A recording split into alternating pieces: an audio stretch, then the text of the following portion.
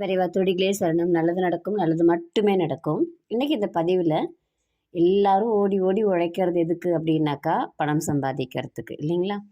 அந்த பணம் நம்மக்கிட்ட நிலையாக இருக்கணும். நம்மளுடைய செலவுகள் எல்லாமே நமக்கு சுப விரயமாக மாறணும். இதுக்கு என்ன பண்ணணும் அப்படிங்கிறத மகா பெரியவா என்ன சொல்லியிருக்காங்க அப்படிங்கிறத பார்ப்போம். ஒரு பக்தர் மகா பெரியவா பார்க்க வர்றார்.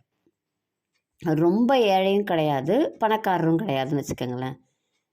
அவர் என்ன கேட்குறாரு அப்படின்னா பெரியவா கிட்ட, பெரியவா நான் சம்பாதிக்கிறேன், ஆனால் என் கையில் 5 பைசா நிற்க மாட்டேங்குது. அதே மாதிரி என் தேவைகளை என்னால் பூர்த்தி பண்ண முடியல. நான் ரொம்ப பணக்காரனாக இருக்கணும், நான் ரொம்ப ஆடம்பரமாக வாழணும்லாம் நான் கேட்கல பெரியவா. நான் கேட்குறது என்னென்னா, என் தேவைகளுக்கு எனக்கு பணம் வேண்டும்.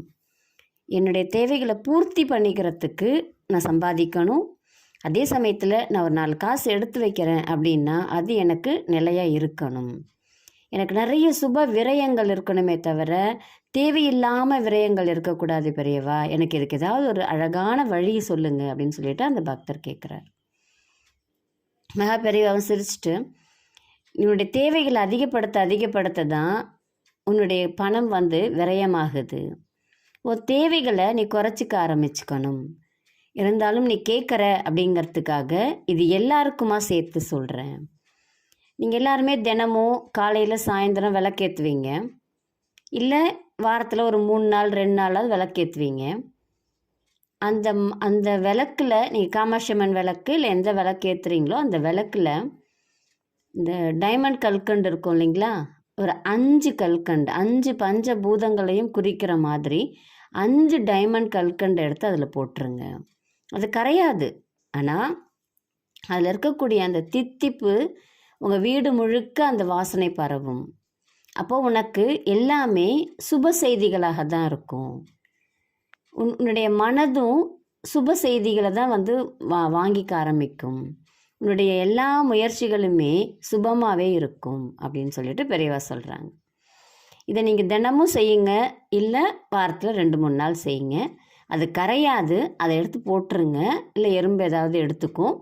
அதுக்கு அடுத்த நாள் நீங்கள் வேறு இதை மாற்றிடுங்க, கல்கண்டை மாற்றிடுங்க. ஒரே அந்த 5 கல்கண்டை ஒரு வாரம்லாம் போடாதீங்க.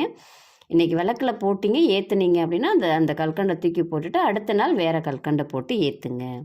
இது மாதிரி நீங்கள் செஞ்சுட்டு வர கண்டிப்பாக உன்னுடைய வருமானத்தில் முன்னேற்றம் தெரியும். உன்னுடைய விரயங்கள் அப்படிங்கிறது சுப விரயமாக மாறுறத உன்னால் கண்கூடாக பார்க்க முடியும் அப்படின்னு சொல்லிட்டு மகா பெரியவா ரொம்ப எளிமையான ஒரு வழியை அந்த பக்தருக்கு சொன்னாங்க. நமக்கும் அதே தான். நம்ம வீட்லேயும் செல்வங்கள் சேரணும் அப்படின்னா எல்லாருமே விளக்கில் டைமண்ட் கல்கண்டு போட்டு ஏற்றுங்க. ஒரு 5 கல்கண்டு போட்டு ஏற்றுங்க. கண்டிப்பாக மிகப்பெரிய சின்ன ஒரு செயல்தான், ஆனால் மிகப்பெரிய மாற்றத்தை நமக்கு கொடுக்கும். இந்த மாற்றம் நம்மளை பிரம்மாண்டமான ஒரு முயற்சிக்கு, பிரம்மாண்டமான ஒரு வெற்றிக்கு கூட்டிட்டு போகும். அதில் சந்தேகம் இல்லை. நம்பிக்கையோடு செய்யுங்கள், நல்லதே நடக்கும். உங்களுக்கு ஜோதிடம் பார்க்கணும், மலர் மருத்துவம் கற்றுக்கொள்ளணும் அப்படின்னா இந்த பதிவில் வர எண்ணுக்கு தொடர்பு கொள்ளுங்கள். நன்றி, வணக்கம். நல்லதே நடக்கும்.